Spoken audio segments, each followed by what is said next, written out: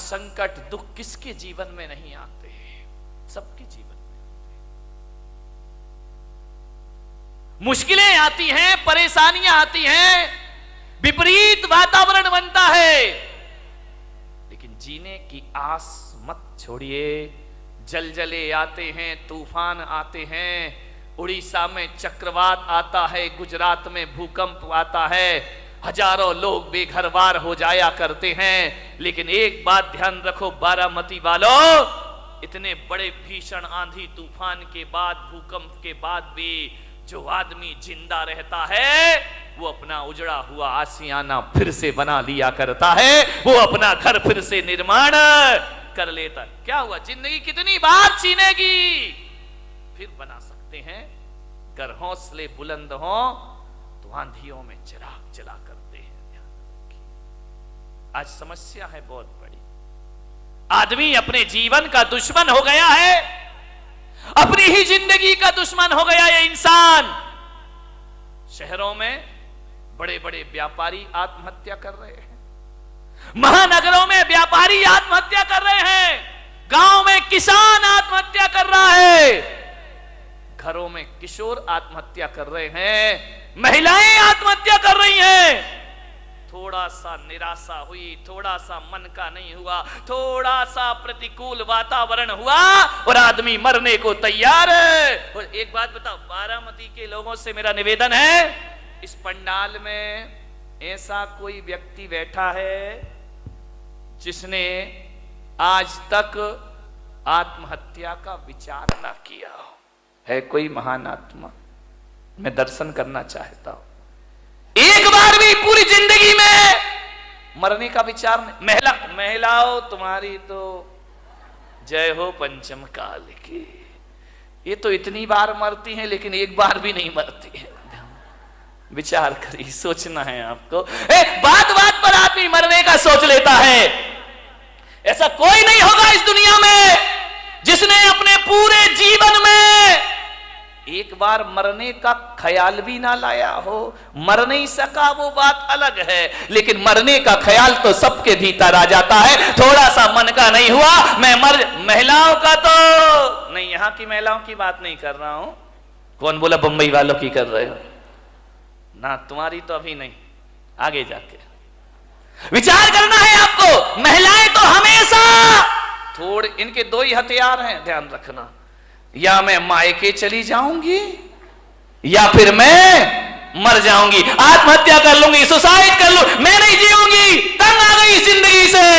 महिलाओं से मैं बात बात पे आत्महत्या के विचार मत बनाइए, मरने के विचार मत बनाइए। ध्यान रखिए, विचार करिए आप, बहुत अशुभ विचार है। भगवान महावीर कहते हैं मरने के विचार भाव हिंसा कहलाया करती है, और भाव हिंसा को द्रव्य हिंसा से भी बड़ा पाप माना जाता है। अरे दैहिक हिंसा उतनी खतरनाक नहीं होती है जितनी वैचारिक। इससे बड़ी क्या हत्या, दूसरों की हत्या करना भगवान महावीर ने पाप कहा है।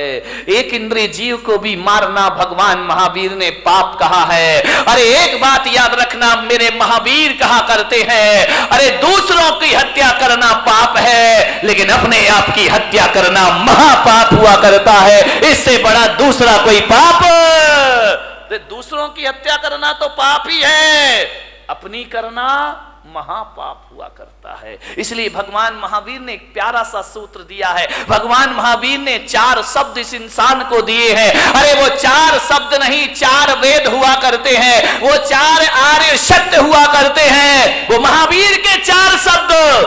ध्यान रखना, इनसे बड़ा ना कोई आगम होता है, ना शास्त्र होता है, ना पुराण होता है। महावीर ने इस दुनिया को केवल 4 शब्द दिए हैं। महावीर ने इतना ही कहा है, इस मानव जीवन को सफल करना है तो 4 सत्य में जियो। वो 4 सत्य है, वो 4 वेद है, वो चारों धाम की यात्रा है। वो 4 शब्द इस धरती को दिए, जियो और जीने दो। इससे बड़ा कोई धर्म ग्रंथ नहीं हुआ करता है, इससे बड़ा कोई शास्त्र नहीं हुआ करता है, इससे बड़ा कोई आगम नहीं हुआ करता है।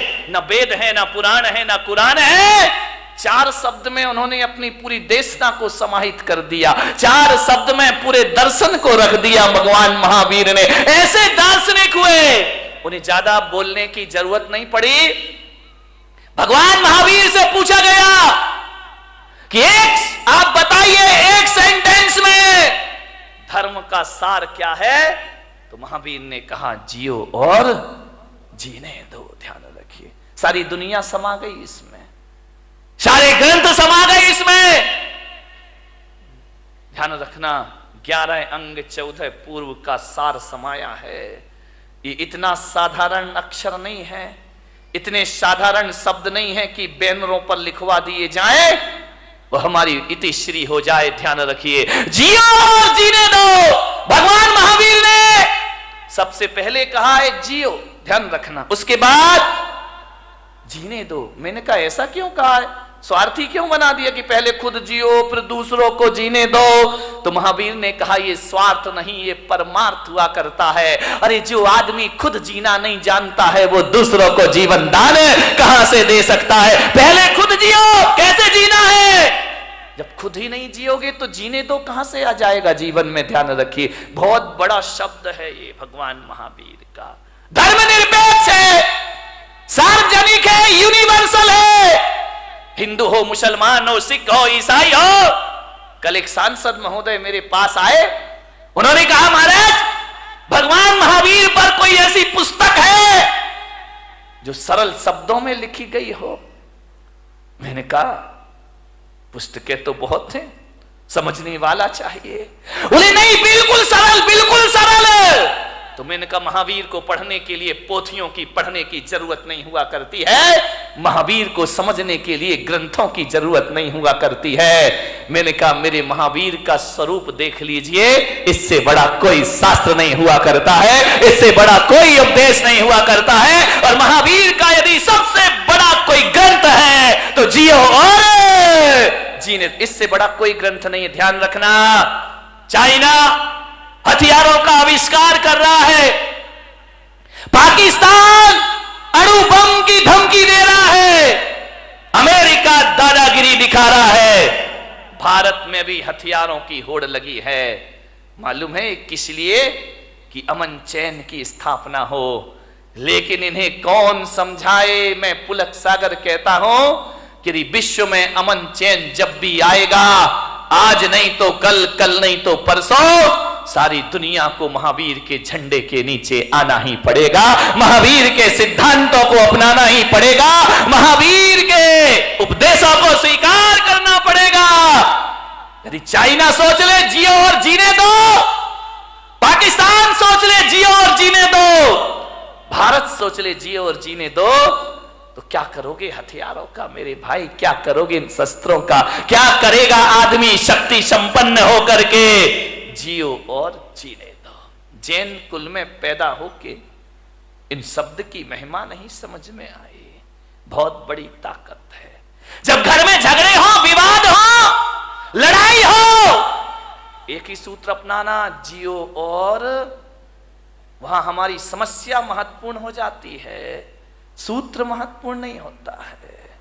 सूत्र को महत्वपूर्ण कर लो, रातों रात घर के झगड़े समाप्त हो जाएंगे मेरे भाई।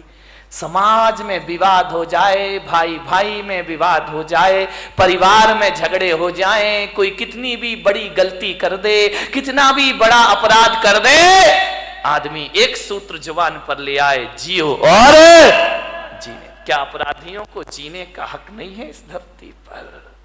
उन्हें भी जीने का हक है मेरे भाई, पापियों को भी जीने का हक है।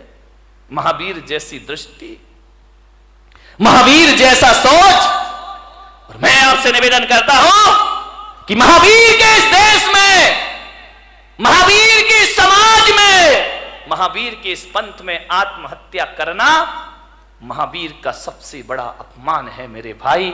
इससे बड़ी कायरता दुनिया में कोई दूसरी नहीं हुआ करती है। आत्महत्या के विचार कभी मत बनाओ, विचार बनाना भी पाप है। मरने के पहले क्यों मर जाते हो? ध्यान रखिए, जिंदगी में जीने की बात ना रखिए। मरने में रखा क्या है? कौन सी बहादुरी मेरे भाई मरने में? कौन सा बड़ा मेहनत करना पड़ता है। 2-4 भक्त मेरे पास आए, बोले महाराज हम आपके शिष्य हैं। तो मैंने कहा अच्छी बात है भाई, क्या करें? बोले हम आपके भक्त हैं। तो मैंने कहा ठीक है।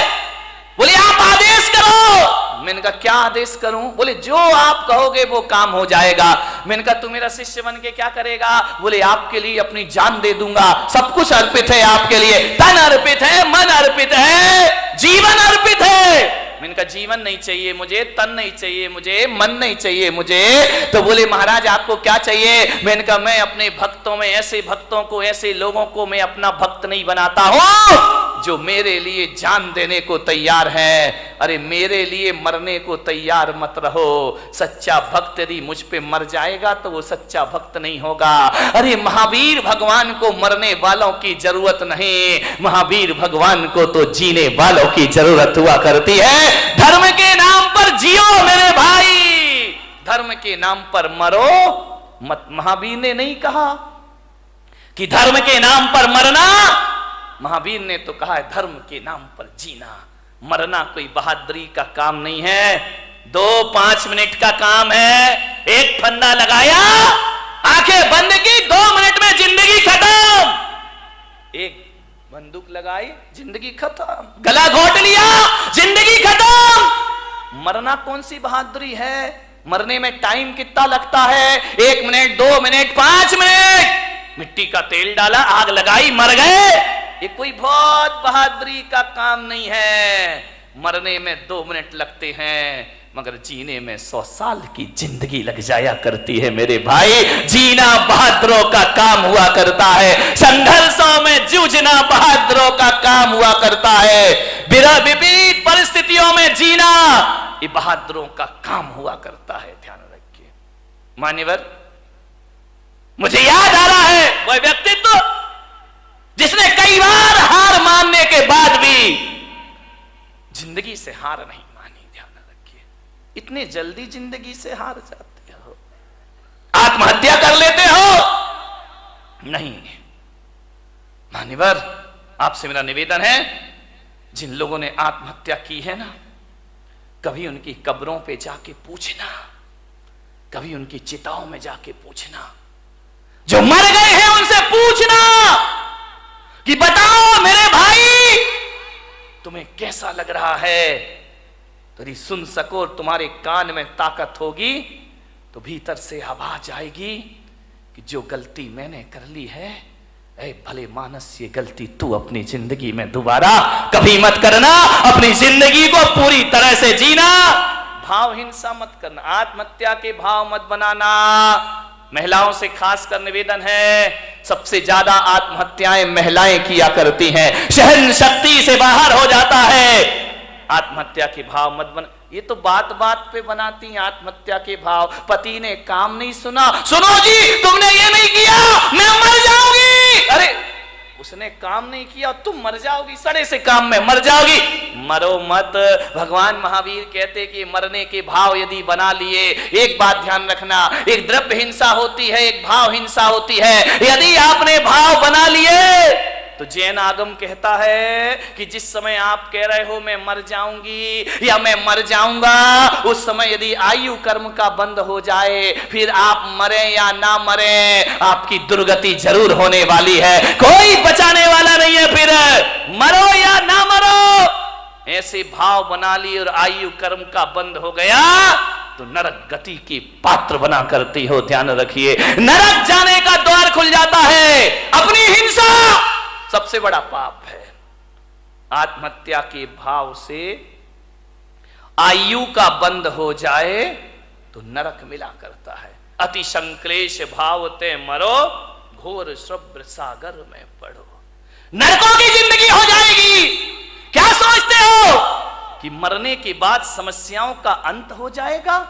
अरे मेरे भाई, आत्महत्या तो खुद एक समस्या हुआ करती है। आत्महत्या से समस्याओं का अंत नहीं हुआ करता है, जीवन का अंत नहीं हुआ करता है। चिताओं के बाद एक जिंदगी फिर जीना है, हमें ध्यान रखना।